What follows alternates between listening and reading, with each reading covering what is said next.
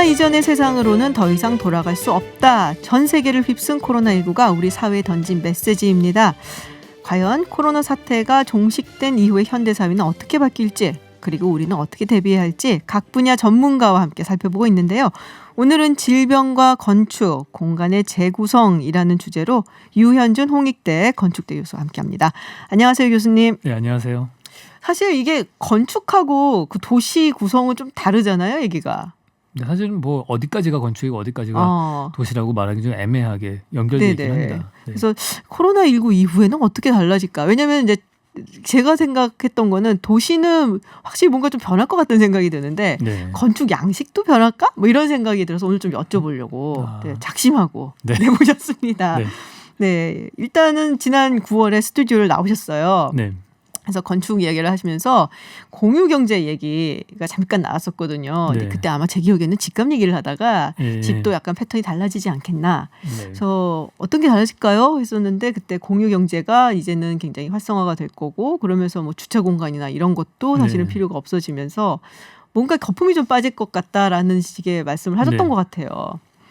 코로나19가 닥치면서 이 공유 경제가 타격을 무지하게 입었거든요. 그렇죠. 네. 이게 근데 공유 경제가 시작된 원인을 생각을 해보면은 우리가 너무나 소유할 것들은 많아지는데 실제로 물질은 부족하고 공간도 부족하기 때문에 어쩔 수 없이 나눠서 쓰는 그런 게 공유 경제이기 때문에 사실은 그 앞부분에 전제되었던 사용하고 싶은 사람은 많은데 쓸 수 있는 공간은 부족하다. 리소스가 부족하다는 건 바뀌지 않은 거거든요. 그래서 그 대세는 어떻게 보면은 어느 정도는 유지될 수 있을 것 같고요. 사실 저희는 우리가 코로나19에 대해서 얘기를 할 때 그 아직까지는 바이오 테크놀로지 쪽에서의 치료제라든지 백신 같은 그런 해결책들에 대한 것들이 아직은 사실은 나오지 않은 상태라서 이런 패닉 상태이기 때문에 저는 조금은 바뀌겠지만은 아주 뭐 180도 회전해서 방향이 틀어질 것 같지는 않다. 백신 이야기를 하시고 했는데 먼저 이거부터 한번 여쭤볼게요. 그러니까 역사적으로 이게 팬데믹 혹은 뭐 전염병 뭐 이런 것이 돌았던 때가 있잖아요. 뭐 우리 역사에 너무 많죠. 근데 그러고 난 다음에 뭐 건축 양식이라든지 아니면은 도시의 모습이라든지 뭐 이런 게 바뀐 경우가 많나요? 근데 사실 전염병은 별로 새로운 얘기가 아니에요. 건축과 도시에 있어서는 전염병은 아주 밀접한 관련이 있기 때문에. 그런가요? 그러니까 인류 문명 초기를 보시면은 최초의 문명이 건조기후대에서 만들어졌거든요. 메소포타미아라든지 이집트 문명이 발생을 했잖아요. 거기서 발생한 가장 큰 이유는 기후대가 건조해서 그런 거예요.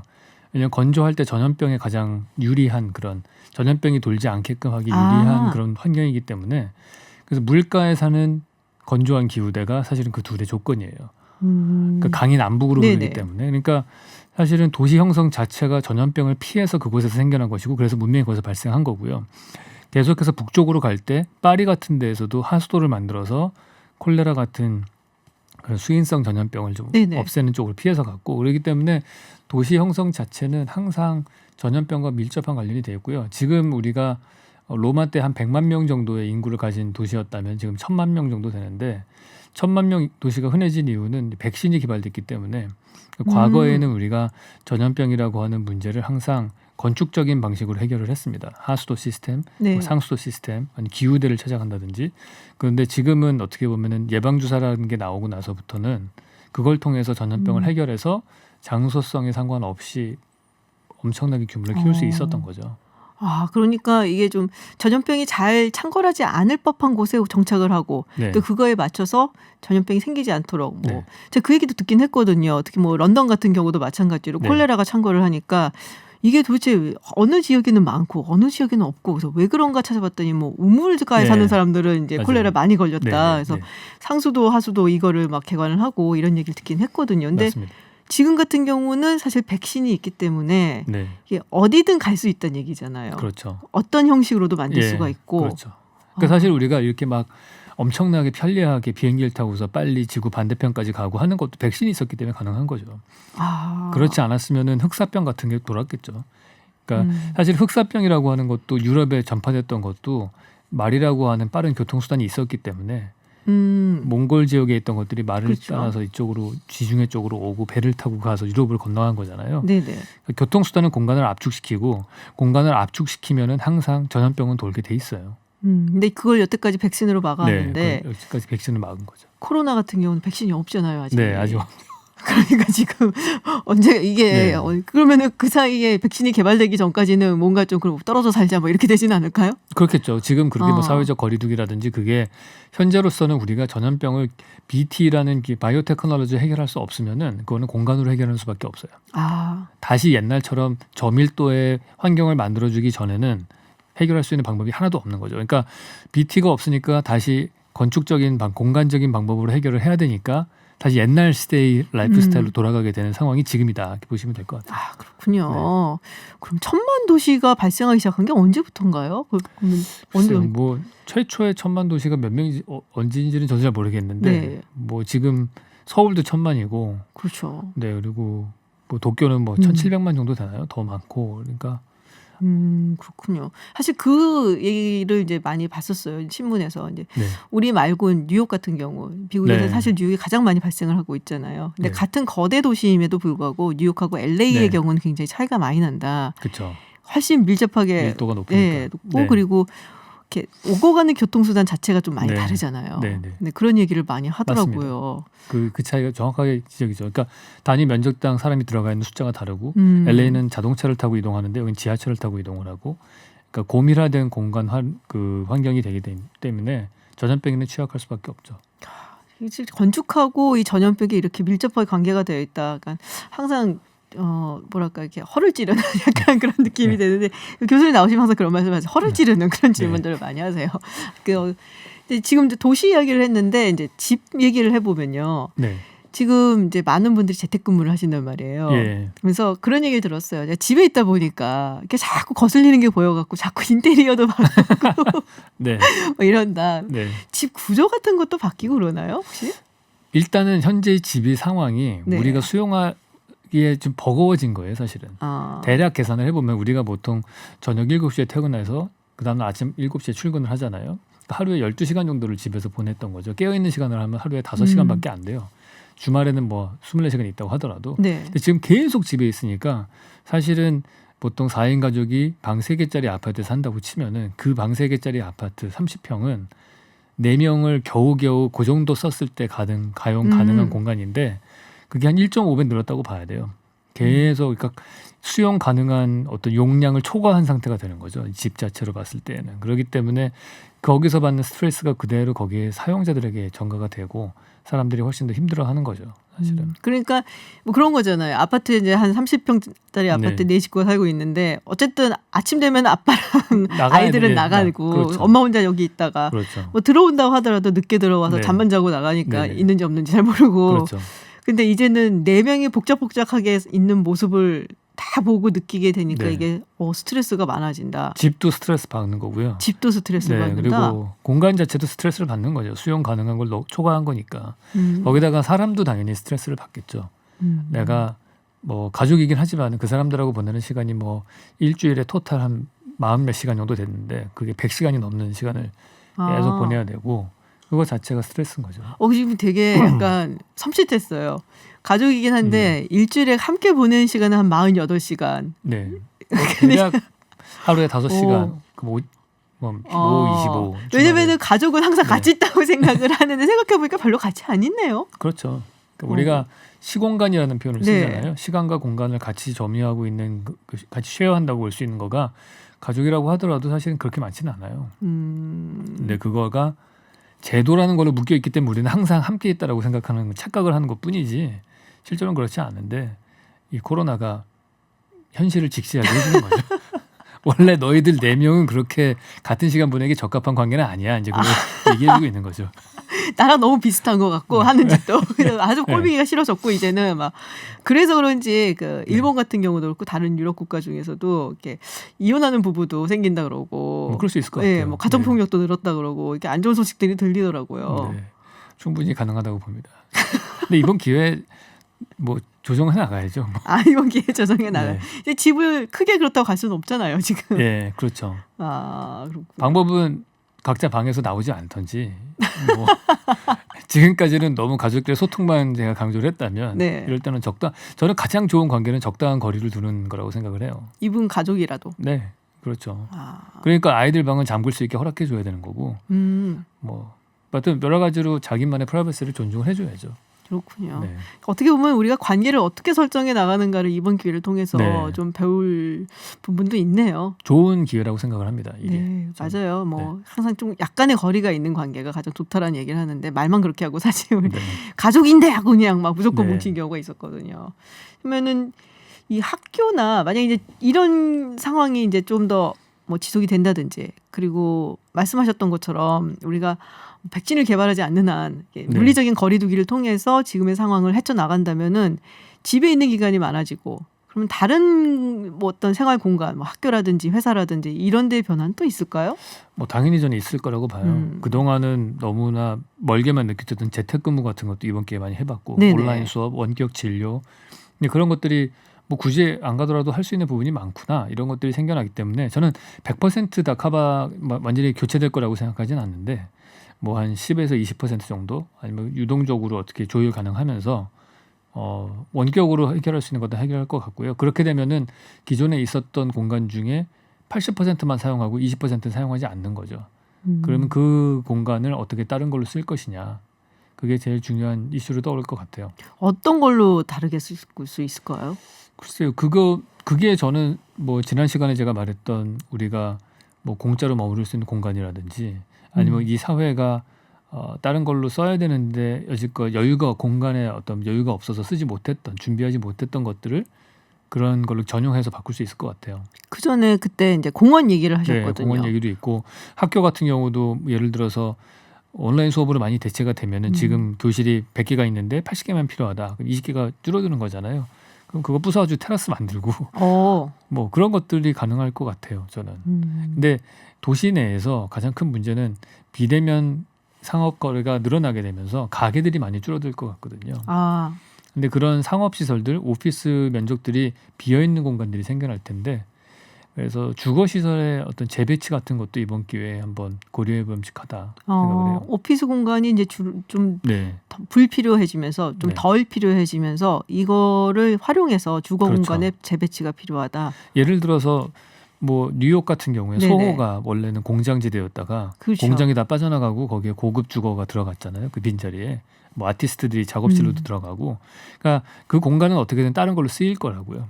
그러니까 어떻게 보면은 이번 도시의 풍경이 많이 바뀔 수도 있어요. 주상복합적으로 더 이렇게 복합적인 시설로 더 바뀔 수도 있다고 보고요. 오히려 그 여파는 어디로 오게 되냐면은 수도권 외곽 쪽에 있는 지역이 공동화 현상이 더 오히려 가속화될 수 있을 것 같다 생각은 들어요. 수도권 외곽에 있는 왜요?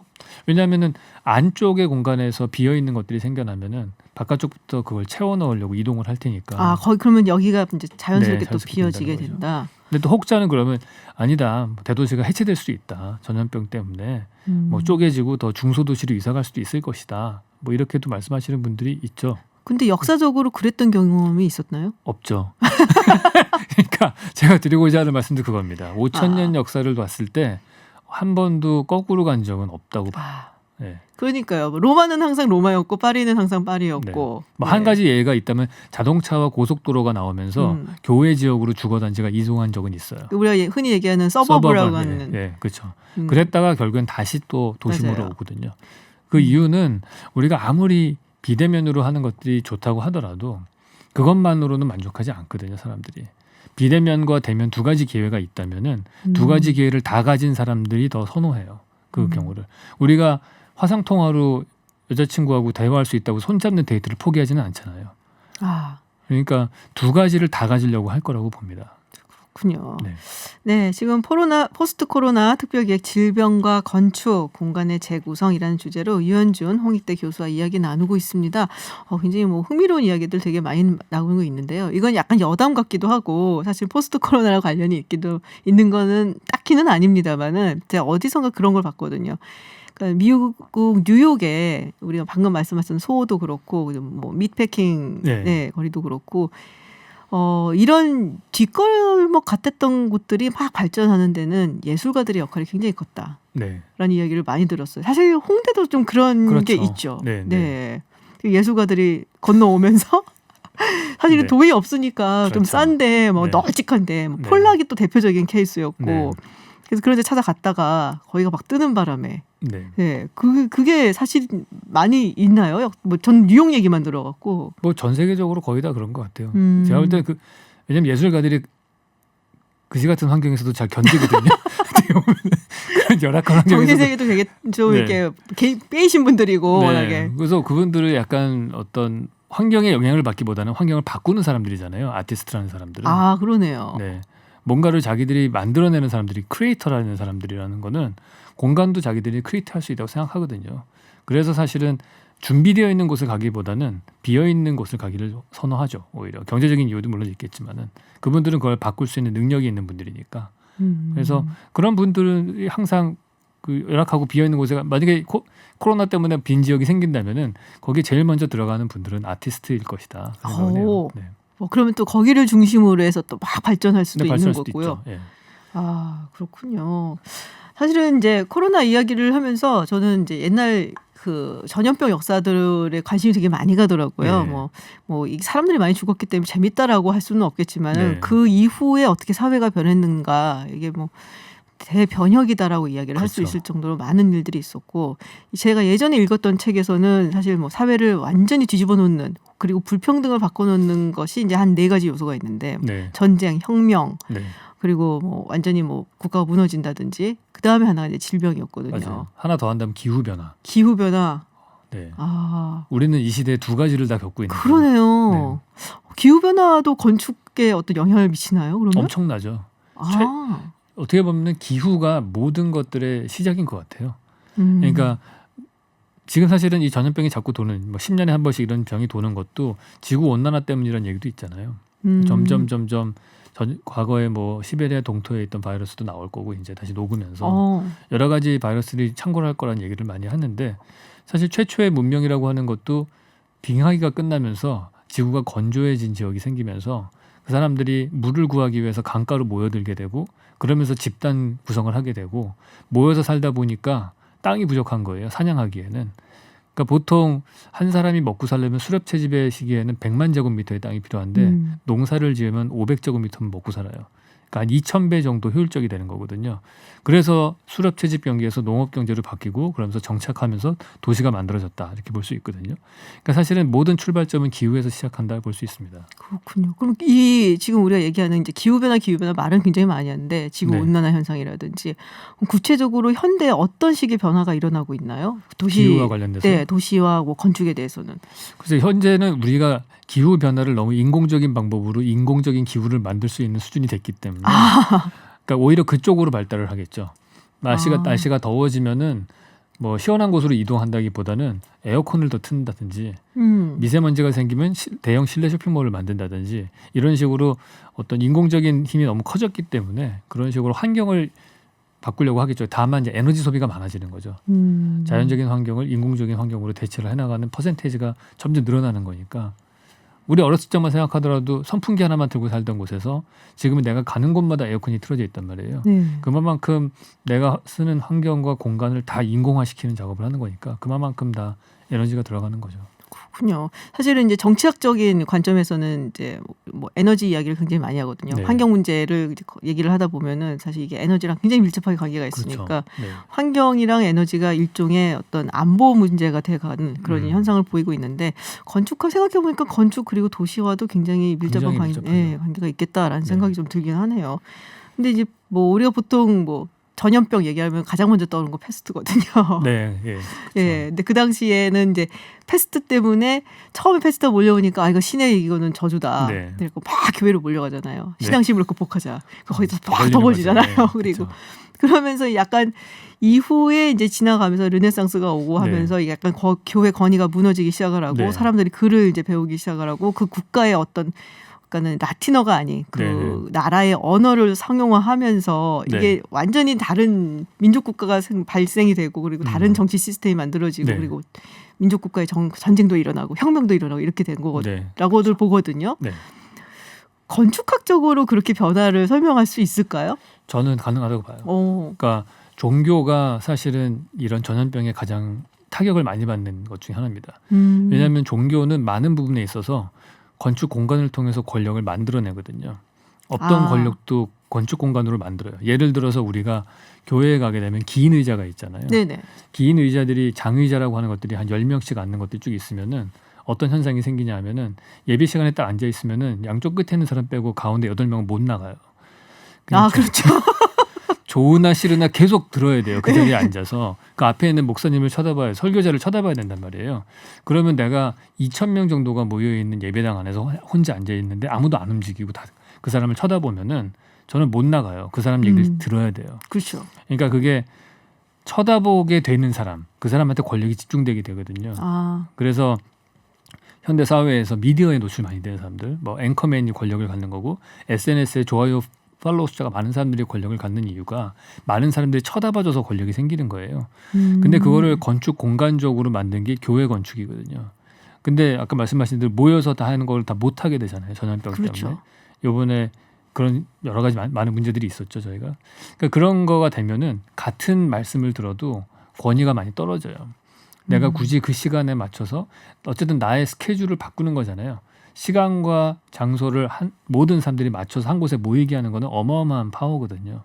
사실 그게 안 되게 되고 온라인 예배를 드린다든지 일단 장소가 이탈되는 거죠. 그럴 때 권력이 와야 됩니다. 그래서 유목민족의 종교를 보더라도 이슬람 같은 경우에도 그런 권력을 건축이 없으니까 이 사람들은 어떻게 하냐면은 너가 있는 곳에서 메카를 향해서 시간을 정해놓고 기도를 해라. 그 얘기를 하는 거예요. 흩어져 있지만은 메카라고 하는 중심지를 공간 구조를 짜는 거예요. 다 한쪽으로 쳐다보게끔 하는 거죠. 그리고 같은 시간에. 그래서 시간과 방향을 그쪽을 보고서 기도를 하게 하는 거거든요. 그러니까 그걸 못 하게 됐을 때 엄청나게 그 종교적인 권력이 와해가 돼요. 그래서 사실은 중세 시대가 끝이 나고 르네상스가 올 수 있었던 것도 사실은 전염병이 그런 역할을 했기 때문이다 생각을 합니다. 반대로 얘기하면은 후발주자인 종교 신천지 같은 데가 대표적이겠죠. 그런 데들은 모여야지 권력이 생기니까 못 모이게 하면 되게 싫어하죠.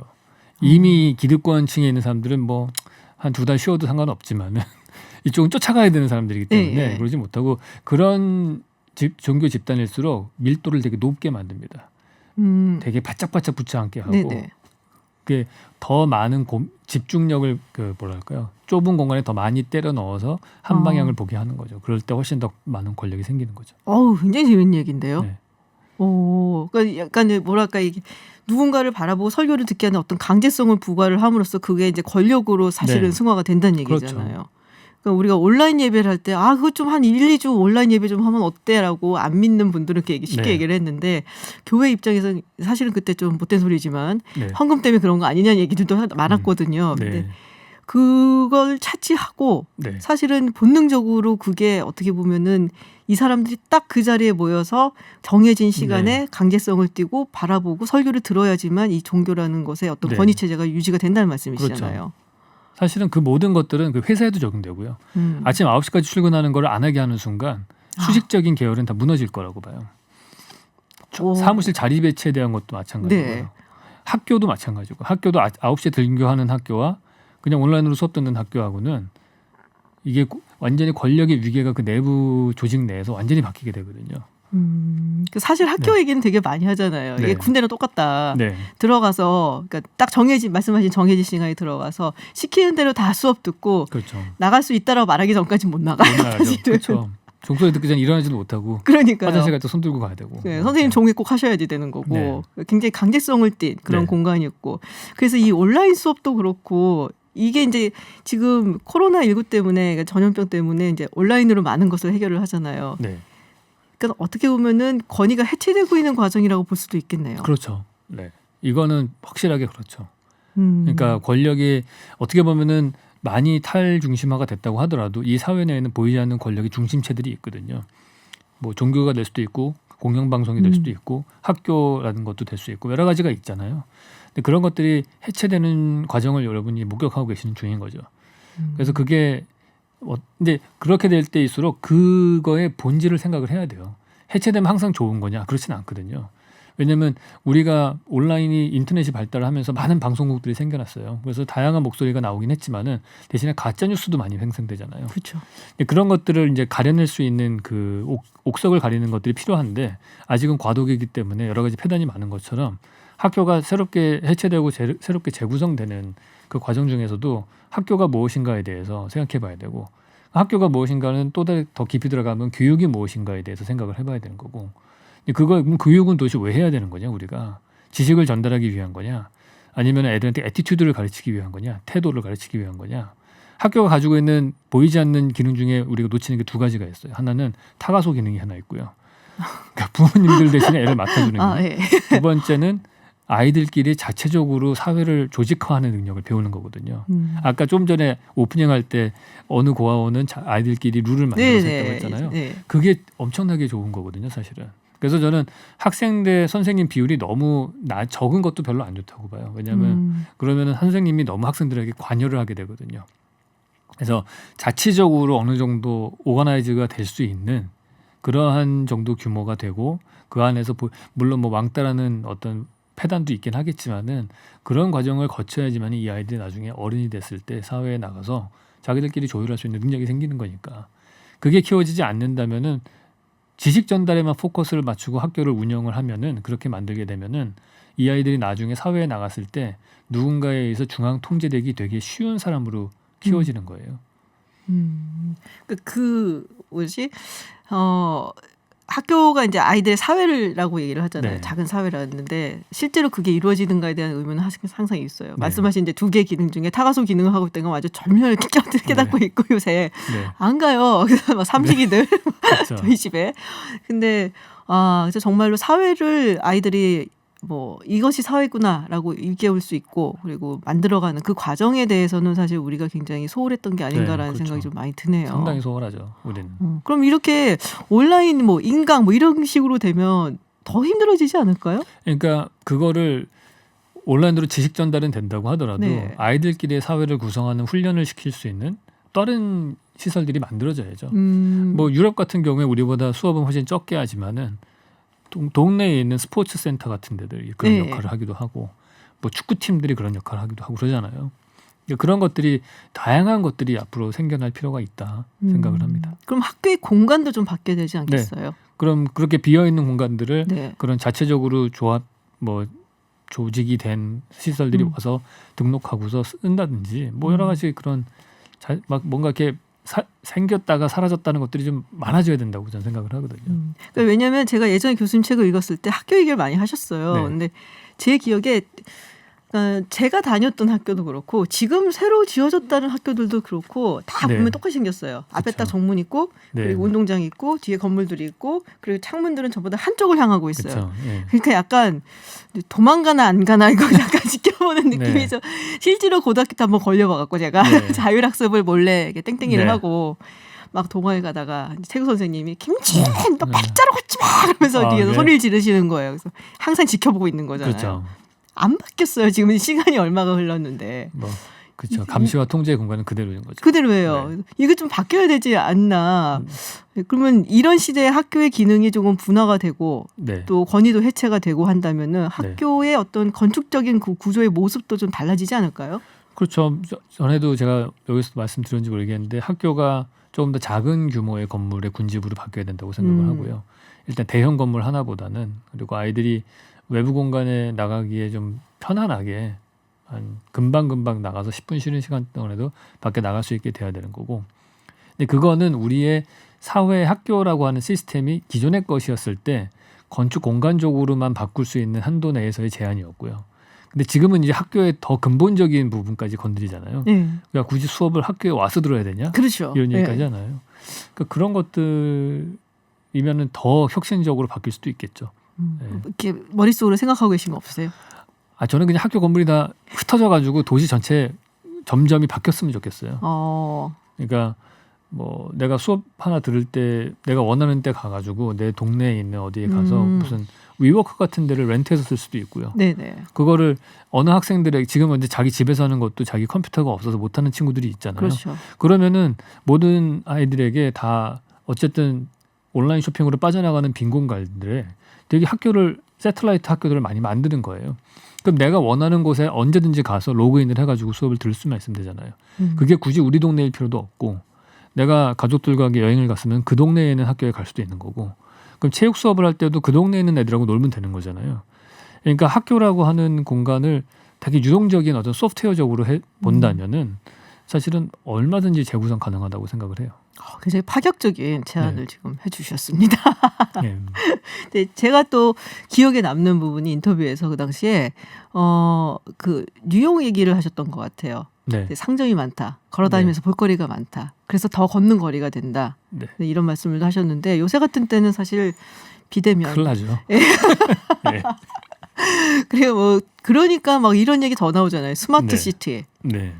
이게 이제 스마트 시티에 대해서 어떻게 생각을 하시는지도 궁금하고 왜냐하면 스마트 시티가 굉장히 편리하고 혁신적이고 굉장히 뭐랄까요, 뭔가 좀 멋져 보이잖아요. 네. 그렇지만 하나의 감시 체계로도 돌변할 수 있는 가능성은 언제나 있다. 그렇죠. 네. 그럼 우리가 갖고 있는 IT 기술은 항상 그 양면성을 갖고 있는 것 같아요.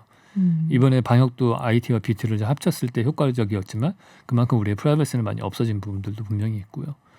근데 스마트 시티적인 측면에서 보면은 일단 그 전에 시티가 계속 있을 것이냐. 그러면 있다고 치면은 스마트 시티는 지금보다 더 작은 규모로 가야 될 거냐, 아니면 계속 큰 사이즈로 가야 될 거냐. 그것도 우리가 선택을 해야 될 것 같아요. 시티가 있을 것이냐 그 부분이 전제가 된 건데 그러면 시티가 없을 수도 있나요? 저는 있을 거라고 보는데 한 표를 더. 없을 거라 보시는 분들이 계시니까. 네, 뭐 무슨 무인 자율주행 자동차가 나오면 더 외곽으로 갈 거고 뭐 그런 얘기 많이 하시니까. 그래도 다 돌아온다니까요. 네, 다 돌아오죠. 네. 어떻게든 다 돌아오고 지금은 병원 때문에 돌아오는데 야 원격진료 되면 안 올 수도 있지 않냐, 재택근무나. 그래도 옵니다. 짝짓기 본능이 있기 때문에. 요번에 그 코로나 사태에도 클럽에 미어 터지는 거 보세요. 그러니까 우리가 갖고 있는 본능이라는 파트가 있기 때문에 우리는 사실은 몸을 갖고 있는 존재잖아요. 그렇기 때문에 많은 부분이 우리 정신적인 부분으로만 인간을 이해하려고 드는 부분이 있는데 인간은 동물이라는 사실을 자꾸 잊으면 안 돼요. 몸을 갖고 있는 동물이라는 거를. 그래서 그런 부분에 있어서 우리가 모일 수밖에 없는 사회성을 갖고 있고 거기에 더 많은 기회가 있고 그래서 모일 거란 말이에요. 그럼 스마트 시티는 저는 더 고밀화된 형태면서도 더 좋은 환경을 만들 수 있어야 된다고 보거든요. 그럼 지금 이 도시를 더 좋게 만드는 방법 중에 하나는 더 기술을 눈에 안 보이게 숨기는 거예요. 예를 들어서 하수도라는 공간이 있으면 그거를 하수도를 지하에다 넣었잖아요. 그게 파리가 만든 하수도 시스템이죠. 그리고 상수도도 아퀴덕트는 바깥에 있다가 상수도 파이프로 지하로 들어갔고 도로를 지하에다 넣은 게 지하철이에요. 사람이 움직이는 도로는 눈에 안 보이게 지하로 넣자. 근데 지금 상태에서 우리가 할 수 있는 거는 지하에다가 자율주행 로봇이 다니는 전용 도로 터널을 네트워크를 만드는 거라고 생각을 해요. 지하이다. 네, 그러니까 도요타 일본 자동차 회사가 우븐시티라는 계획안을 발표를 했어요 얼마 전에. 그 후지산 옆에다가 실험적으로 이렇게 도시를 만드는데 그 도시의 핵심 아이디어는 지하에 터널을 이렇게 뚫는 거예요. 근데 거기는 사람이 다니는 자동차가 안 다니고요. 그 운송 로봇만 다녀요. 그 천정고가 되게 낮을 수 있죠. 그리고 빨리 다닐 수 있죠. 크로스에 신호등도 없고. 그리고 그 도시는 극단적으로 가서 그 각각의 집으로 엘리베이터 타고 운송 전용 로봇으로 딜리버리 해줘요, 배달을. 그럼 이게 뭐가 좋으냐면은 우리가 피자 한 판을 시켰을 때 보통 내가 가서 갖고 오면은 자동차 끌고 가서 갖고 와야 되는데 오토바이 배달원이 배달을 해주잖아요, 지금은. 근데 그것도 문제예요. 몇백 그램짜리 피자 하나를 배달하는데 60kg짜리 배달원과 한 100kg짜리 오토바이가 같이 움직여야 돼요. 그러니까 훨씬 비효율적인 거예요. 그거를 소형 로봇으로 한다면 훨씬 더 싸게 먹힐 수 있죠. 근데 자율주행 로봇이 문제는 인간이 운전하는 자동차가 교통사고가 날 가능성이 많아서 법리적으로 아마 허가가 한참 동안 안 날 거란 말이에요. 그렇죠. 그러니까 그런 경우라면은 차라리 지하에다 터널을 뚫어서 걔들만 다니게 하는 건데 천정고가 낮기 때문에 공사비도 많이 안 들을 거예요. 그런 걸 누가 해야 되냐면 저는 현대자동차가 해야 된다고 봐요. 현대건설도 갖고 있고 자동차에서도 갖고 있고 그런 거를 저는 그게 70년대 경제를 완성한 게 경부고속도로가 시작을 했다면은 저는 스마트 시티는 사실은 물류 시스템을 자율주행 로봇으로 할 수 있는 그런 인프라 시설을 까는 거가 훨씬 효율적이라고 생각을 해요. 그러면 지상에서 앞으로 많이 온라인으로 많이 주문하고 와서 물류가 늘어날 거 아니에요. 그것들이 점점 늘어날 텐데 그거를 다 지하로 넣는다고 생각을 해보면은 지상의 공간을 인간이 얼마나 효율적으로 쓸 수 있겠어요. 사실 오늘 뭐 포스트 코로나에서 건축 공간 이런 게 어떻게 변할까 얘기를 좀 들려봤는데 정말 너무 재밌는 이야기들을 4차 산업으로 넘어간 듯한 이야기들 굉장히 많이 듣고 있습니다. 지금 뭐 청취자분 중에 1300님께서 미처 깨닫지 못한 이제 설명을 해주셔서 정말 감사합니다. 명강사라고 강의를 듣는 모드로 저도 계속 듣고 있었는데 아 그렇군요. 그러면 이제 사실은 근데 그러면은 이제 저희 같은 사람들은 그런 얘기를 하거든요. 그러면은 이제 노동자들은 어떻게 되는 것인가, 노동 구조는 어떻게 되는 것인가, 이 사람들은 그럼 어디로 가야 되는 것인가 이런 사회적인 또 문제가 생길 것이다. 이제 그거는 또 다른 사람들이 우리 교수님께서는 그 부분이라는 생각을 하시고 그거는 또 해결해야 될 문제로 남을 것 같긴 한데요. 저는 마지막으로 이 질문을 되게 드리고 싶었어요. 사실은 요양병원이 문제가 많이 됐잖아요. 그리고 외국에서도 지금 문제가 되고 이제 고령 사회, 초고령 사회, 뭐 초고령화 사회는 워낙에 지금 많고 그러면 우리가 노년 인구에 대한 대책을 분명히 세워야 되는데 이분들을 어떻게 뭐 관리라면 관리고 또 어떻게 보호를 해야 되는 것인가 이런 문제들이 분명히 있는 것 같거든요. 이번 코로나19 사태로 인해서 요양병원이라고 이름 지어지고 있는 이 노년 인구들을 케어하는 시설이나 이런 것에 대한 어떤 변혁이 좀 있어야 되지 않을까라는 생각을 좀 했어요. 저도 그건 정말 근데 이게 아까 말씀하셨던 새로운 일자리와 탈중심화하고 연결되어 있는 문제인 것 같아요. 지금의 요양병원이라고 하면은 어떻게 격리되어 있던 한 장소에 엄청나게 침대를 많이 갖다 놓고 집약적으로 공간을 만들어 놓고 케어하는 수준이잖아요. 그게 딱 근대 사회 초기의 학교의 모습과 똑같은 거예요. 어떻게 보면. 그러니까 우리의 병원이라고 하는 것 자체는 일단은 격리예요. 딴 사람들을 요양병원도 마찬가지고 한 군데다 다 모아놓고 적은 수의 의료진이 효율적으로 많은 사람들을 관리한다. 원래 사실 병원에서 그랬잖아요. 병을 고치려 가는 곳이 아니라 병난 사람들이 가갖고서 떨어뜨려 놓는 사회에서 거죠. 그게 원래 기능이었잖아요. 옛날에는. 근데 그거가 사실은 인류 역사 초기부터 있었던 병원의 기능에서 하나도 안 바뀐 공간 시츄에이션인 거예요. 그거를 어떻게 보면은 비용은 좀 들겠죠. 근데 그걸 쪼개서 더 자기가 사는 삶의 현장에서 케어를 받을 수 있게 해주고 그게 원격 진료가 될 수도 있는 거고 아니면은 간호사들이 더 효율적으로 왔다 갔다 할 수 있게 하고 그럼 아까 로봇으로 하면은 택배 기사들을 다 어떻게 하냐 그분들이 다 이쪽으로 직업을 옮기셔야죠. 그러니까 노인들을 케어하는 쪽으로 산업의 구조가 다 바뀌는 쪽으로 가야 된다고 보고요. 결국에는 4차 산업혁명에서 살아남을 수 있는 직업군이라고 하는 거는 사람이 사람을 돌보는 것밖에 없다고 생각을 하거든요. 그러니까 그쪽 비즈니스로는 어떻게든 규제를 풀고 뭔가를 마켓을 만들어 나가는 쪽으로 우리가 방향을 틀어야 된다. 제가 어렸을 때 들었던 맨날 중화학공업을 발전시켜야지 된다고 맨날 들었던 그 시절이 아니잖아요. 지금은. 그러니까 그때는 공장을 만들고 하는 거로 일자리를 만든다면은 지금은 기계가 다 일을 할 수 있는 세상이 됐기 때문에 사람이 사람을 케어하는 비즈니스가 결국에는 마지막까지 남을 수 있는 비즈니스라고 생각을 해요. 그리고 사람의 기능 중에 또 하나 큰 거는 소비의 기능이라고 생각을 하죠. 그러니까 뭐 기초 뭐 돈 지급하고 하는 것들이 그 중에 하나라고 보거든요. 그러니까 그런 두 가지 기능을 좀 강화하는 쪽으로 산업 구조가 바뀌어야 되지 않을까. 건축은 마찬가지로 그거에 맞춰서 스탠다드를 거기에 맞춰서 이제 정리해 나가면서 가야 되겠죠. 자, 오늘 뭐 굉장히 많은 얘기를 했습니다. 뭐 건축의 역사부터 해서 뭐 전염병으로 인해서 변화된 뭐 시공간 이야기도 하고 4차 산업까지 지금 왔는데 저는 정말 너무 재밌어갖고 얘기를 계속 이어나가고 싶은데 이제 시간이 거의 다 돼갖고 교수님을 좀 보러 보내드려야 될 것 같습니다. 자, 코로나 사태로 인해서 마지막으로 한 말씀씩 이렇게 꼭 좋은 말씀 해주고 가시거든요. 네. 우리 사회가 어떤 걸 배우고 발전시켜야 될지 진짜 애매한 질문입니다. 하지만 이런 추상적인 질문도 한번 꼭 던져드리고 멋진 말 한번 남기고 가시죠. 저는 혜민 스님 말씀 같은데 멈출 줄 아는 걸 좀 배워야 된다. 이번 기회에. 저는 개인적으로 되게 좋았거든요. 뭐 배부른 소리라고 할 수 있겠지만은 너무 바쁘게만 살았던 상황에서 약간 다르게 어쩔 수 없는 환경상으로 다를 수밖에 없는 상황이 됐고 멈출 수밖에 없게 되니까 본질적인 거에 대해서 많이 생각하게 되는 시간을 가졌던 것 같아요. 그리고 이 사회가 공통적으로 그런 부분에 대해서 아까 말씀드린 대로 뭐 학교 건축에 대해서 생각을 해보면은 교육이 무엇인지에 생각을 해보고 집이 붐비면은 가정이 무엇인지에 대해서 생각을 해보고 또 국가가 또 어떤 역할을 해줘야 되는 것인가에도 생각을 해봐야 될 것 같고 여러 가지 근본적인 질문을 할 수 있는 시간인 것 같아요. 종교라면은 교회에서 모이는 게 문제가 된다면은 원래 종교라고 하는 거는 나하고 신하고의 관계잖아요. 그렇죠. 그 1대1의 관계에 대해서 더 내가 사람을 보러 교회 간 것인지 아니면 하나님을 만나러 간 것인지 이런 거에 대해서도 생각해 볼 필요가 있다고 생각을 하고요. 이런 거 저런 거 다 생각을 하면서 궁극적으로는 변하는 것은 무엇이고 변하지 않는 것이 무엇인가 이런 것도 한번 생각해 볼 수 있는 기회로 삼으면 좋겠다 생각을 해요. 우리가 미래를 되게 불안해하는데 미래를 만드는 가장 좋은 방법은 미래 예측하는 좋은 방법이 미래를 만드는 거래잖아요.